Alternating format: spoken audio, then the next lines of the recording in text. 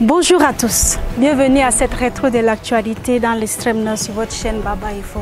Au menu, nous parlons de la visite du chef d'état-major des armées, le général René-Claude Meka, dans l'extrême nord. Au nom du haut commandement militaire, il est venu évaluer la situation sécuritaire de la région et également échanger avec les responsables des forces de défense et de sécurité. Également en visite de travail dans l'extrême nord, le coordonnateur national du comité national de désarmement, de démobilisation et de réintégration des ex-combattants, Fayengo Francis, était à Mémé pour évaluer le taux d'exécution du chantier du site des ex-combattants. Et puis les populations de la région sensibilisées sur les facilités offertes dans le processus de dédouanement des véhicules. Une rencontre de sensibilisation sur le sujet vient d'être organisée à Maroua par le secteur de douane. Bienvenue donc à tous.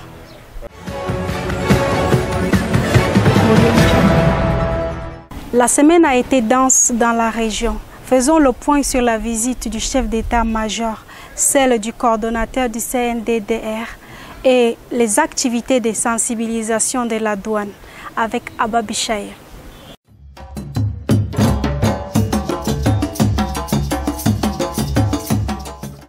Commençons par la visite du chef d'état-major à la 4e région militaire interarmée. Le général de corps d'armée René-Claude Meka est venu évaluer le dispositif sécuritaire en place et donner de nouvelles orientations aux responsables militaires de cette région. Sur le terrain, l'armée contrôle la situation. Ces efforts ont permis aux populations de l'extrême nord de retrouver la quiétude après des violentes agressions de Boko Haram. La situation sécuritaire dans notre zone de responsabilité est relativement calme. Je vous le dis en toute franchise. La situation est calme et maîtrisée. Pendant que le chef d'état-major évaluait le dispositif sécuritaire, le coordonnateur national du Comité national de désarmement, de démobilisation et de réintégration s'est rendu dans la région pour évaluer le chantier de construction du site des ex-associés de Boko Haram.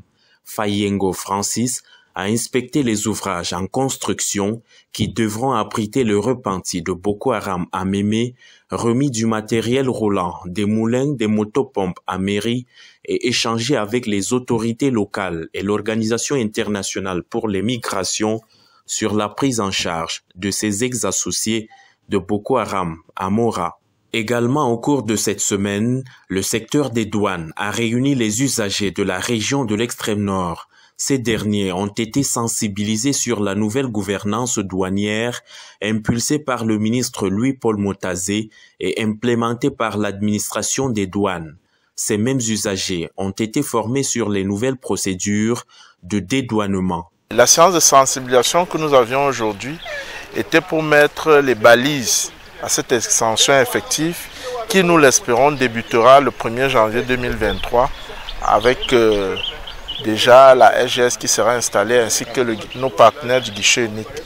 En réalité, le dédouanement sur les véhicules, des véhicules à travers la SGS implique une identification des 10 véhicules et des moyens par la SGS au travers des instruments numériques et l'établissement d'un civique, d'un document civique qui sera à la base du dédouanement. Des réformes et bien d'autres au profit des usagers autrefois confrontés à d'énormes difficultés.